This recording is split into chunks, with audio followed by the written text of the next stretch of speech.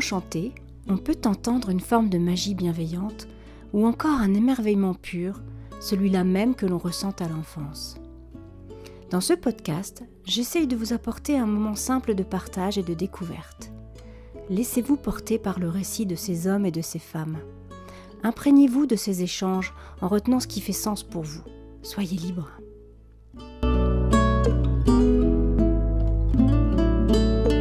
Enchanté, le podcast qui invite à l'émerveillement. Aujourd'hui, je rencontre Denise Bertrand, une jeune retraitée bien active puisqu'elle promulgue des soins Reiki et fait résonner des bols tibétains avec brio dans son village natal de Reinvillers près de Lunéville. Ces pratiques douces, à l'écoute de la personne, sont bien éloignées de son métier premier. Un véritable passionné, elle souhaite les utiliser pour aider le plus grand nombre. Elle m'accueille chez elle. Nous nous installons au coin du feu. L'interview commence. Alors Denise, j'aimerais revenir au début, aux origines.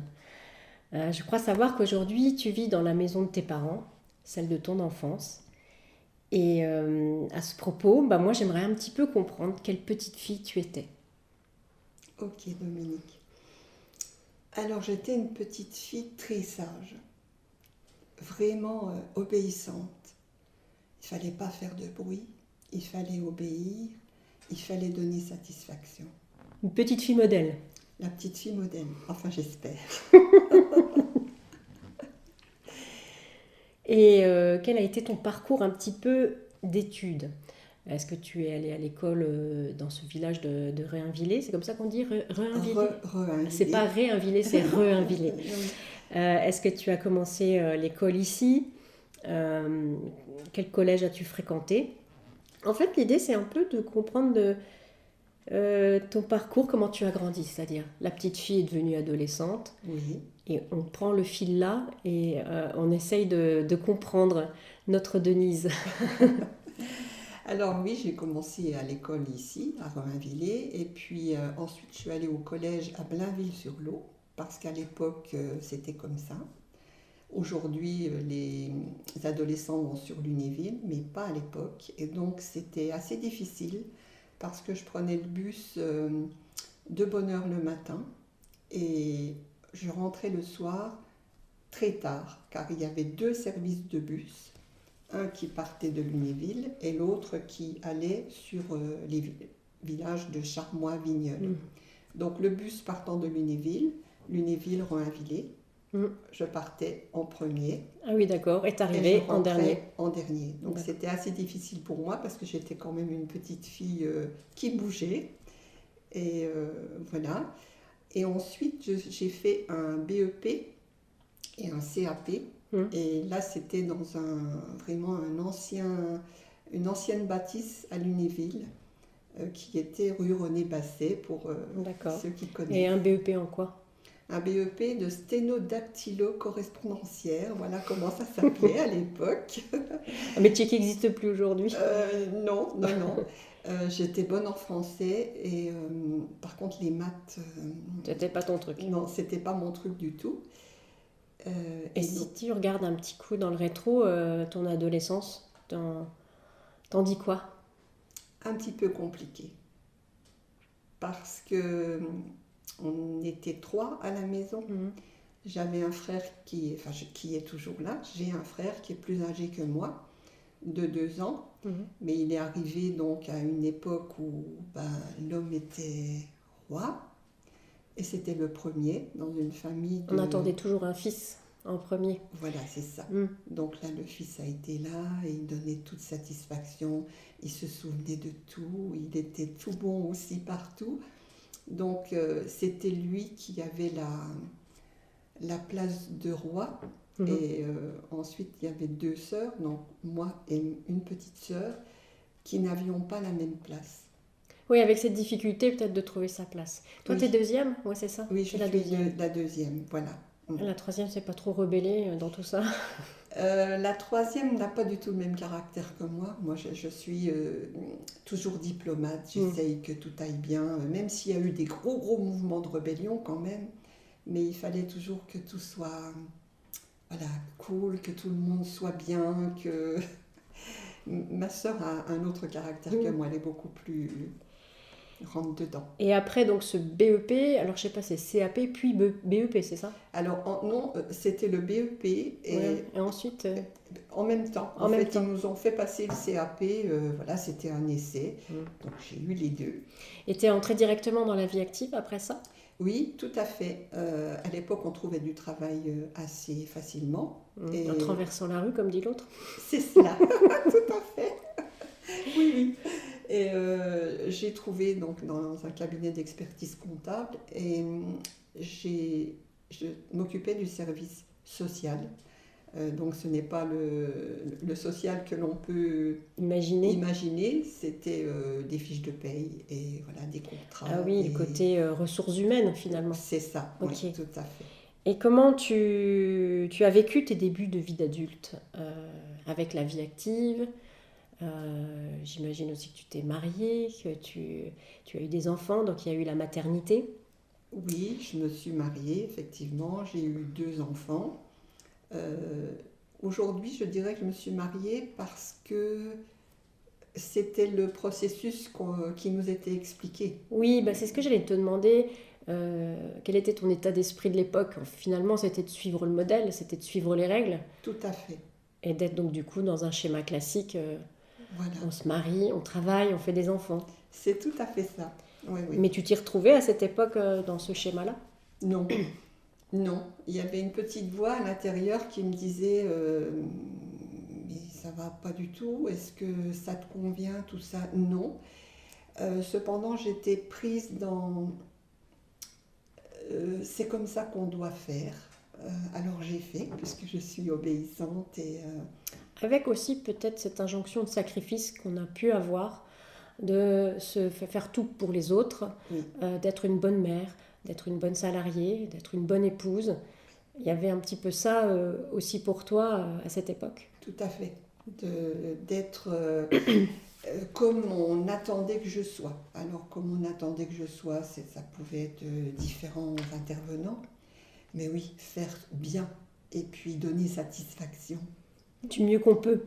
Du mieux qu'on peut, oui, oui. Et bien là, je vais en arriver à la question peut-être principale, voire essentielle. Comment tu es arrivé d'un travail qui était somme toute très réglementé, parce que les ressources humaines, etc., les fiches de paye, etc., on est dans quelque chose de très cadré. Comment sont arrivés les bols tibétains, le Reiki? Est-ce qu'il y a eu un moment de vie qui a fait que? J'aimerais un petit peu que tu m'expliques quand c'est arrivé dans ta vie. Est-ce que c'est arrivé assez tôt ou plus tardivement? Voilà. Parce qu'aujourd'hui, moi, je te connais par ce biais-là, je ne connais pas ta vie d'avant. Oui, oui. Alors, ce n'est pas venu comme ça.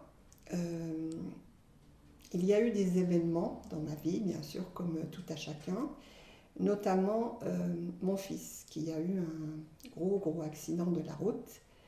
Et j'ai vu toutes les souffrances qu'il a subies. Et je me suis dit, bon, si je peux aider, voilà déjà l'état d'esprit à ce moment-là. De par mon travail aussi, j'ai vu la difficulté des relations qui pouvaient exister entre les employeurs et les salariés, et entre les salariés et les employeurs, parce que ça marche dans les deux sens. Et il y avait vraiment là quelque chose qui m'interpellait. Et j'ai eu l'opportunité de rencontrer certaines personnes, voilà, qui m'ont ouverte, qui m'ont aidée, ouverte à m'ouvrir. Ça fait 2 fois le même mot, mais à découvrir autre chose. Voilà, c'est ça. Et ces autres choses-là me convenaient, mais parfaitement. C'était... Waouh, c'était, ouais, ça c'est moi, ça me parle. Donc voilà, 2 éléments, c'est cette difficulté-là avec mon fils, et puis me dire, si je peux aider autrement, voilà, ça ce sera génial. Et puis, ces rencontres que j'ai faites, diverses et variées, il y en a une notamment, je n'ai pas visualisé tout de suite quelle était l'importance que ça a eu dans mon parcours. Et aujourd'hui, j'ai vraiment conscience de ça. J'ai eu l'occasion d'aller faire des soins avec Alex Orbito, qui est un guérisseur aux mains nues, qui vient des Philippines. Et là, ça a été une rencontre. Et lorsque j'allais faire les soins avec Alex Orbito, j'ai eu la joie de faire partie de l'équipe. Et j'ai donc rencontré, alors je précise, Alex Orbito recevait beaucoup de personnes pour ses soins, donc il fallait quelqu'un pour organiser tout ça. Donc j'ai eu la joie de faire partie de l'équipe. Et là, il y avait mon maître de Reiki. D'accord. Et ça n'a pas fait tilt tout de suite. Et à un moment donné, je me suis dit, oui, là, voilà, ça c'est pour toi. Et je lui ai demandé si elle était d'accord pour me former, bien sûr, ce qu'elle a accepté avec joie. Et pour les bols tibétains, tu me demandais comment... c'est arrivé plus tard, du coup, après le Reiki c'était à quasiment peu près dans les mêmes temps. Ouais. Oui. J'ai eu l'opportunité d'aller... Alors, tout d'abord, les bols, c'était quelque chose qui me parlait beaucoup. Et j'ai eu l'opportunité d'aller au Népal. Ah oui, d'accord. Jamais, jamais je n'aurais imaginé aller au Népal. Et là, ça a été vraiment une révélation. Il y a eu l'avant et il y a l'après. Quelque chose d'indescriptible, de beau, de joyeux, de la connexion avec quelque chose. Waouh, c'est ça, oui. D'accord.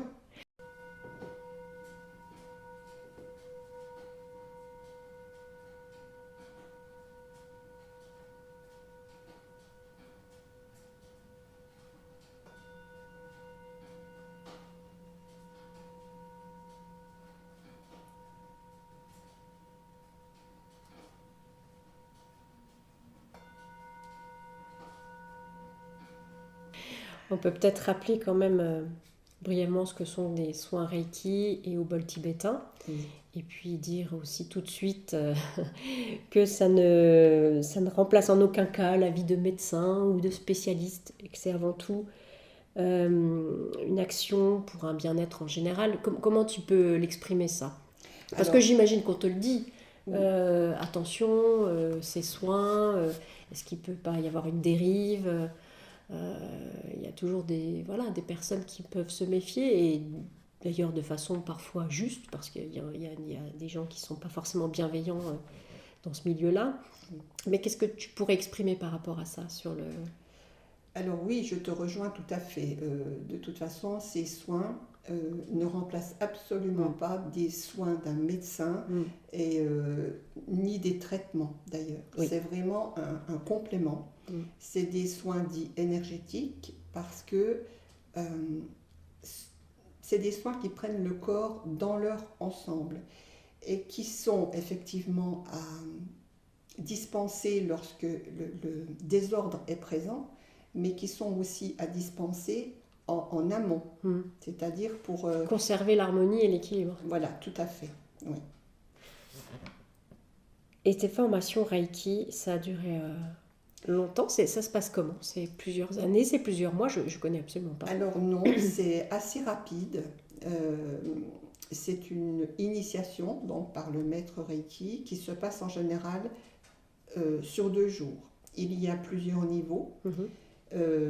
Cependant, pour le pratiquant Reiki, il y a un avant et un après aussi, parce que le fait d'être initié, autorisé, formé, fait qu'il y a plein de changements qui se passent en nous. D'accord. Et on ne peut pas faire un soin Reiki immédiatement après l'initiation. Voilà en gros comment cela se passe au niveau du Reiki, donc par niveau, et en général 2 jours de formation. Après, je pense que chaque intervenant a aussi son approche, sa sensibilité. D'accord. Et quand j'allais parler des bols tibétains, parce que c'est pas la même approche que le Reiki, on est sur des fréquences. Oui, les bols tibétains, donc le Reiki, c'est de l'énergie, Oui, puisque tout est énergie. Nous sommes une bulle d'énergie et tout ce qui nous entoure, avant d'être matière, est énergie. Voilà. d'accord. Les bols tibétains, quand on les manipule de diverses façons, on a des sons et des vibrations.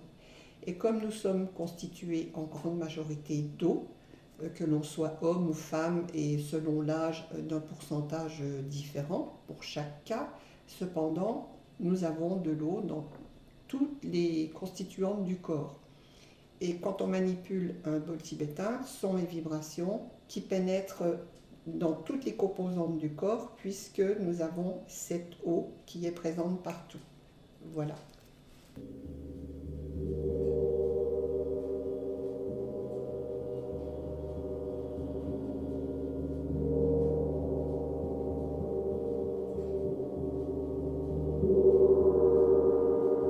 Quand tu as quelqu'un qui vient vers toi, je sais que tu m'as dit qu'il fallait rien attendre. Est-ce que tu as toujours un petit peu les mêmes profils qui viennent vers toi ou c'est vraiment divers et variés? Est-ce que tu as, je sais pas, je dis n'importe quoi, des personnes d'un certain âge? Est-ce que tu as plus de femmes que d'hommes? Euh, à quel moment on arrive chez toi, qu'on sonne chez toi? Qu'est-ce qui a fait qu'on vient de te voir? C'est des rencontres? Est-ce que c'est aussi un bouche à oreille qui se fait? Alors, c'est des rencontres, c'est le bouche à oreille. Alors, il y a plus de femmes que d'hommes, de tous les âges. Alors, pourquoi on vient me voir? Il faut vraiment le décider. Mhm. Car si on ne décide pas d'avancer, rien ne se passe. Donc, lorsque la personne décide de venir vers moi, je dirais qu'elle a mis un pas vers son aller mieux, car elle a décidé. Si elle vient en disant je vais aller voir, on ne sait jamais, certes, la séance aura lieu. L'effet ne sera pas tout à fait le même que si la personne décide. Voilà pourquoi les gens viennent vers moi. Oui, parce qu'on est aussi dans une notion, j'aime à dire, où tout part de nous. Oui. Et que parfois, pour avancer sur notre chemin de vie, on marche seul, mais parfois on a besoin d'une épaule, d'une main pour avancer. Et c'est dans ce sens-là que tu imagines, toi, tes soins. Pas attendre non plus le miracle, ou le fait de ne rien faire du tout dans sa vie, de ne rien changer dans sa vie, et de se dire j'ai besoin d'un coup de baguette magique. Il y a vraiment une notion d'implication complète de la personne. Oui, tout à fait. Et ça, c'est important parce que je pense qu'il y a peut-être trop de gens qui imaginent qu'il y a quelque chose de magique. Oui, voilà. Et tu mets le... Mais la magie, elle vient de nous. Tu mets le doigt, en fait, vraiment sur la chose. J'ai entendu une phrase un jour qui m'a beaucoup parlé. Ne restons pas assis sur le canapé en attendant que tout arrive. Il faut se bouger. Et donc, c'est pour ça que je reviens à ce que j'exprimais tout à l'heure. La personne, elle dit, non, mais là, je vais faire quelque chose. Et faire quelque chose, ça peut être effectivement venir vers moi et décider de se prendre en main quelque part. Oui, et puis ça peut être, tu peux être une pièce du puzzle dans le chemin de cette personne. Tout à fait, oui. Et cette personne, je reviens sur ce que tu disais tout à l'heure, oui, elle ne doit s'attendre à rien, par contre accueillir tout ce qui va lui être donné au cours de la séance. Au cours de la séance. Parce que c'est pour elle, là, maintenant. Et elle va recevoir ce qu'elle peut recevoir à l'instant T. C'est peut-être un petit peu subtil comme notion, mais je prends un exemple quelquefois excessif, mais qui va vraiment, qui fait vraiment visualiser le meilleur à l'instant T. Si quelqu'un arrive en étant une petite souris blanche et en me disant ben voilà, moi j'ai décidé d'être un éléphant, mais alors avec une certaine prestance qui a déjà un bon nombre d'années, il va falloir quelques petites étapes. J'aime bien quand tu dis quelques petites étapes.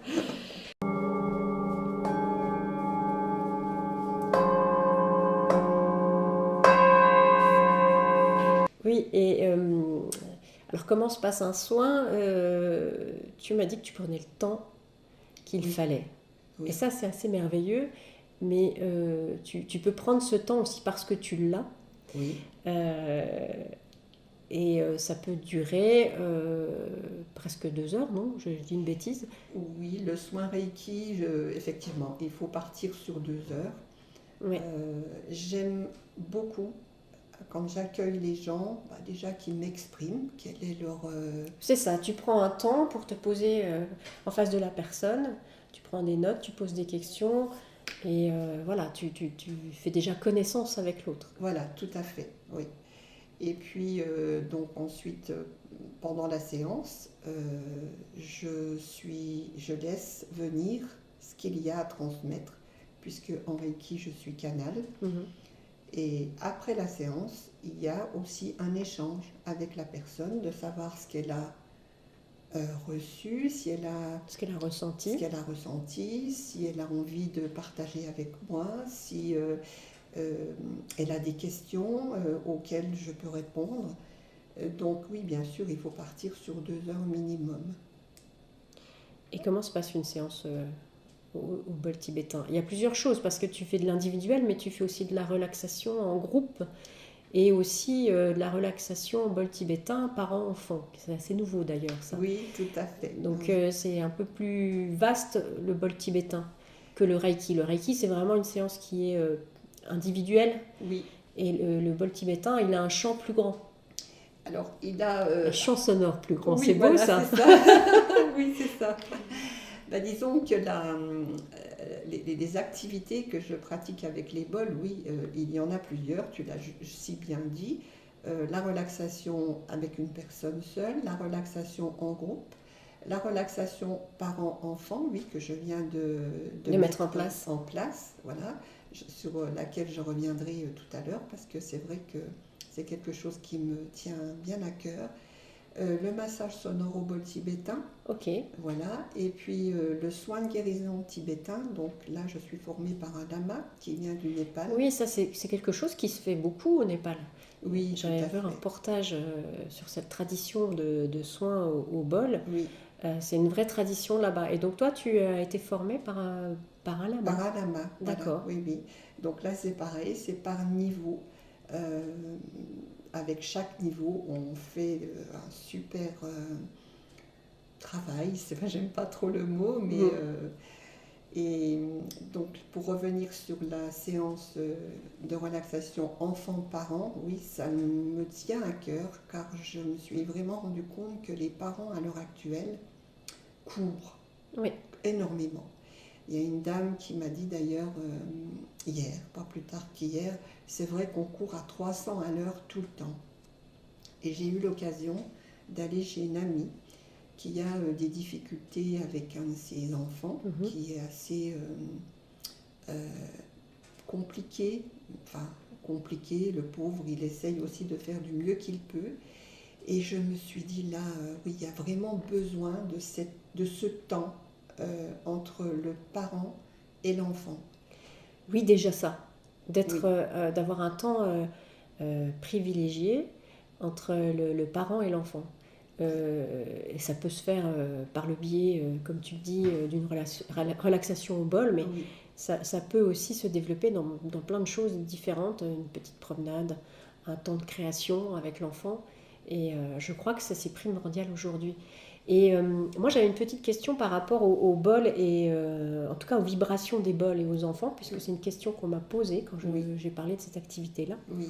Est-ce que ça ne peut pas avoir un effet inverse, trop énergisant pour l'enfant, au lieu d'avoir cet effet de relaxation, d'être canalisé, je ne sais pas. Est-ce qu'il y a Alors, en nuance? alors déjà, pour les enfants, je ne commence qu'à 7 ans. Oui. Et je fais des séances plus courtes que pour les adultes. Parce qu'effectivement, au-delà d'un certain temps, ça serait beaucoup trop pour les enfants. Donc voilà. Est-ce qu'ils sont plus éponges que nous? Comment ça se passe? Ils sont plus réceptifs, plus... Ils sont plus réceptifs, oui, peut-être. Mais c'est quand même quelque chose de...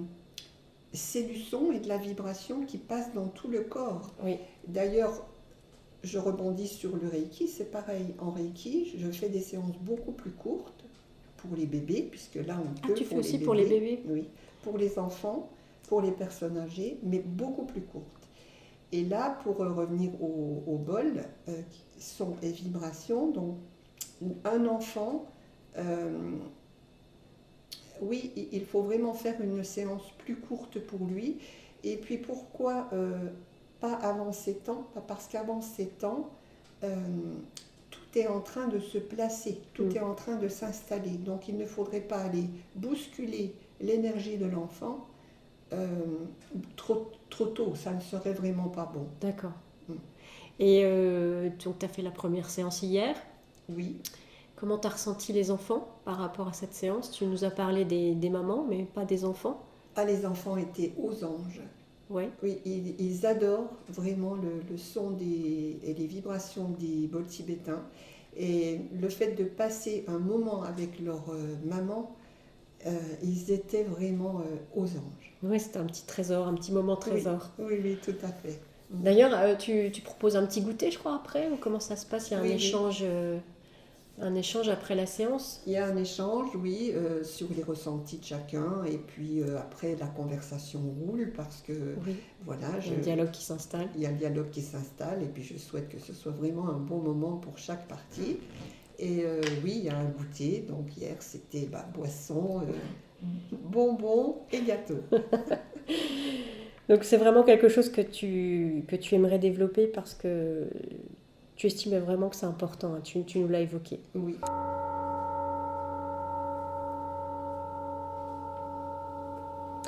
Denise, comment on peut connaître tes événements? Comment on peut te contacter si on est intéressé par ce que tu fais, si on a envie de te rencontrer? Alors, j'ai une page Facebook donc, qui est Namasté Soins énergétiques Romainvillers, sur laquelle je publie régulièrement mes événements, bien évidemment. Et puis je participe à des salons. D'accord. Voilà.